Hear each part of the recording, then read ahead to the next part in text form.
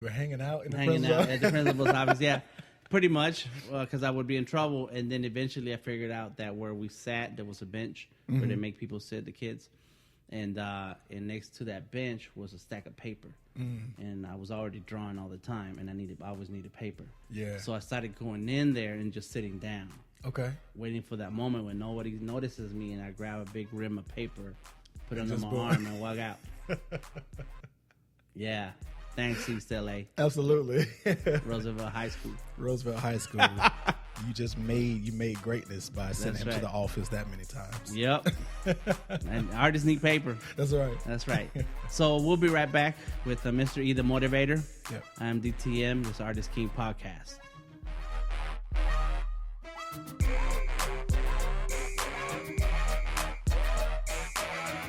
I am always asked about current art events in Atlanta, and my answer is never going to change. Go to www.artistking.org.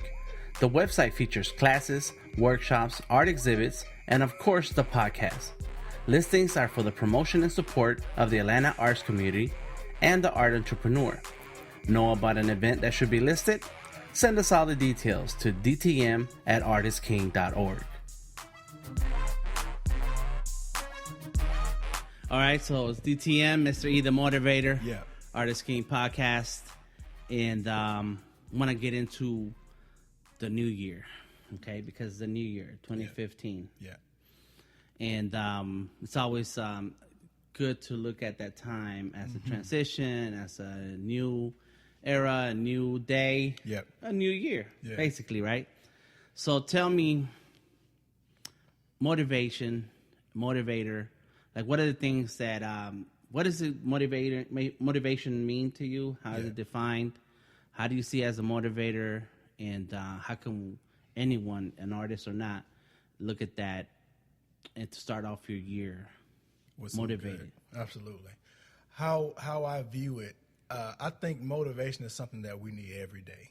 We need to, at some part of the day, we need to click on to YouTube. We need to get some tapes. We need to find some clips and just get that spark. You have to think of it like, cranking up your car. Okay. Look at it like that. Some people have exercise to crank up their car, their body car, and some people get some motivation to it. Motivation works in that way. It has that same type of illuminating ability to just get people up. And so that's how I view it. I view it as something to spark someone to move. Okay. So in looking at 2015 and looking at this new year, two words pretty much come up. The first, well, not two words, but two things. So the first thing is the word purpose. And there is a power in the word purpose, right? I believe that everyone is here for a reason. Every human is here for a reason. That it's not to be here to just walk across and live off the fat of the land, that we were here to live, that we were here to leave a mark on the world. And I want to challenge everybody in 2015 to first find your purpose, right?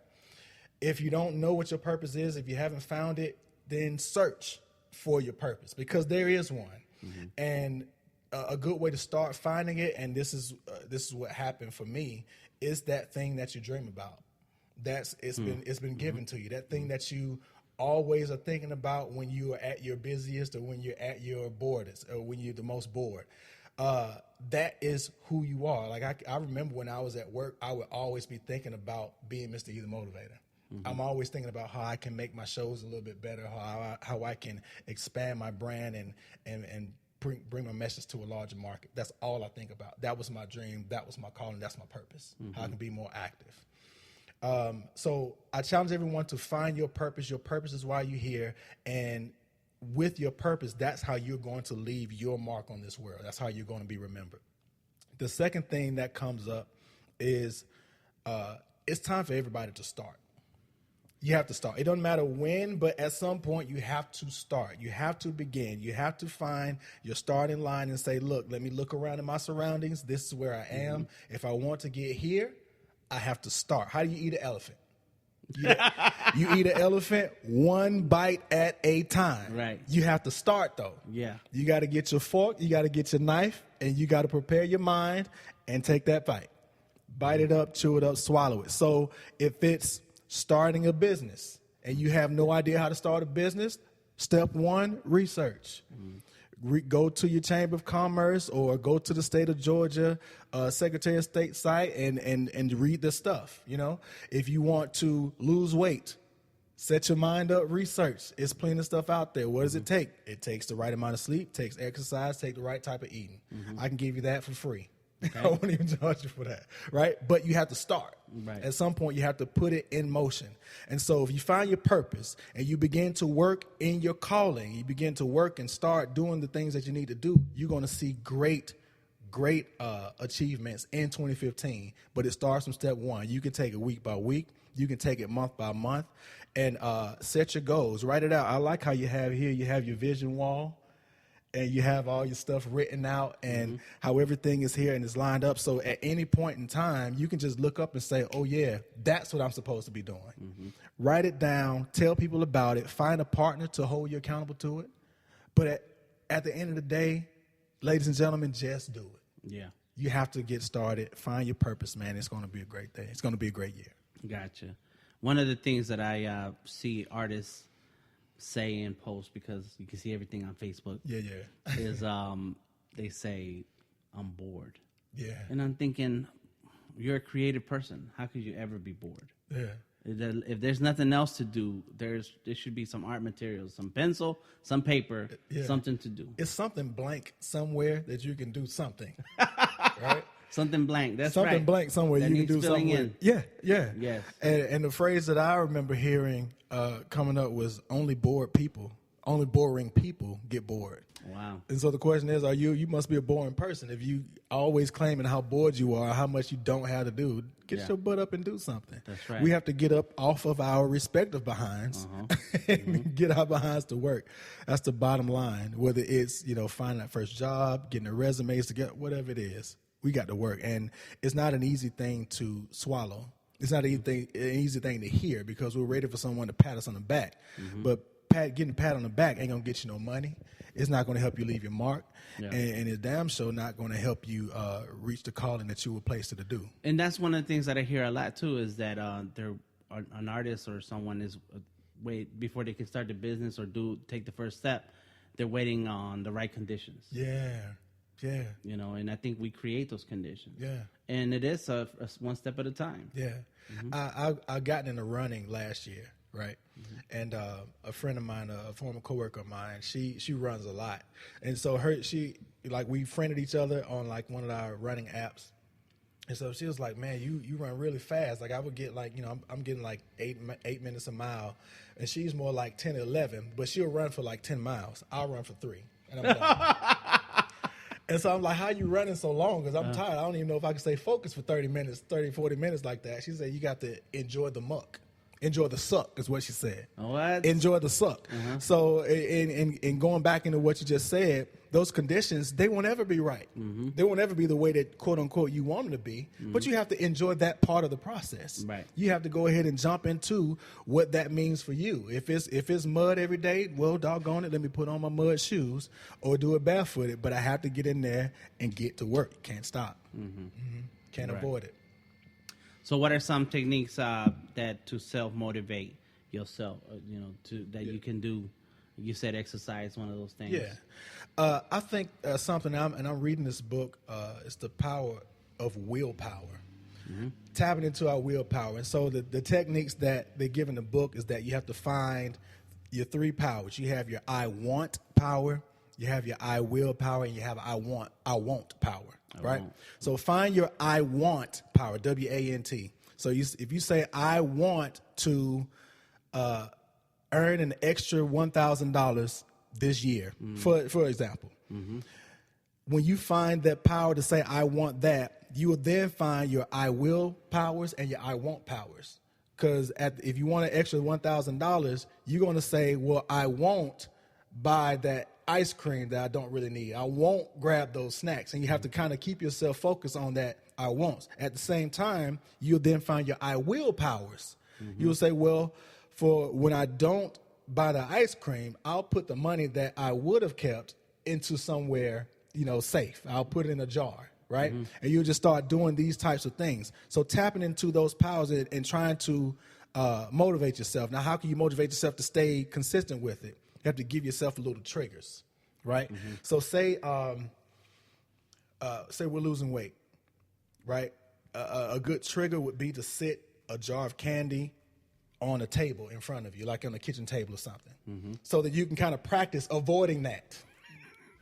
It's a little trigger, but it'll kind of help you with that I want power. It'll help you build it because from the book's perspective, and this was practiced at a college over in California, the more willpower is like a muscle. So the more that you practice it, the stronger it becomes. And if you don't use it, the weaker it becomes. So you just go around doing anything, right? So give yourself opportunities to say, well, I won't do that. I will do this. Instead of doing that, instead of eating candy right there on the table, let me grab another bottle of water. Let me grab some fruit or vegetables or something. So I want power. I will power, and I want power. Okay. We'll be right back with Mr. E The Motivator, Artist King Podcast, DTM. Yes, sir.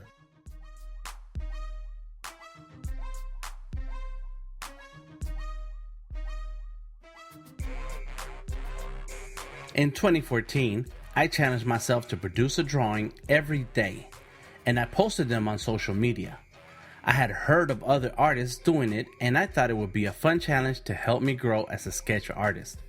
Well, at the end of 2014, I had 364 drawings. They were in pencil and ink drawings in 12 Fabriano sketchbooks. I posted them all on Instagram and Facebook and on my website at deltatangomike.com. This year, several artists have joined in on the fun, and drawing and posting one drawing per day, and we started a Facebook group page called Daily Drawing 2015. I am still going to draw every day, but my focus is digital art, especially since acquiring a Microsoft Surface Pro 3 a couple months ago. Please feel free to find us on Facebook and join the group page so you too can post a drawing, daily, weekly, monthly, whatever the time frame fits your schedule. The purpose is to encourage and support each other as we undertake drawing on a daily basis for whatever the reason.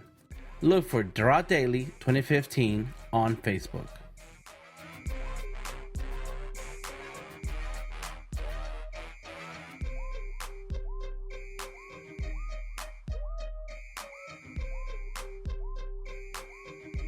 All right, so this is DTM, back with Mr. E. Yeah. And getting ready to wrap it up soon because we're having a good time. Yeah, we are. And getting ready for this 2015 is I like to always pre-plan my year. Okay. My wife and I, we got into that practice a couple years ago because I have goals as an artist. I have goals and things that I want to achieve, and in order to do that, you have to take one step at a time. That's right. Do a little bit, and because you want something, the want and the will are those powers. You have to use them all the time. That's right. To make decisions, whether something that sounds like an opportunity is it really an opportunity. That's right. Because sometimes an opportunity is really taking you away from your goals. That's right. It gets you involved. There's all this hoopla around it, but it doesn't help you reach further down to your goals. Yeah.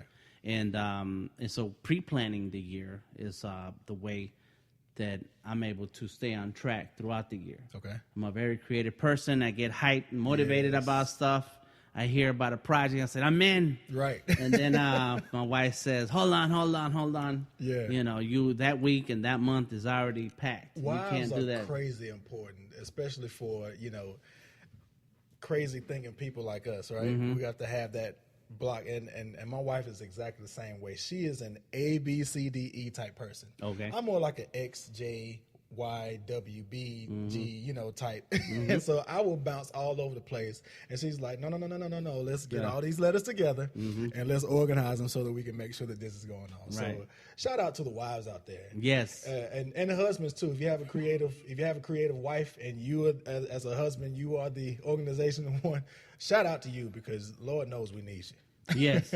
And you do need somebody on your team. Yeah, you can't do it by yourself. And not only does it take networking and building your brand within the industry Yeah. to succeed, but you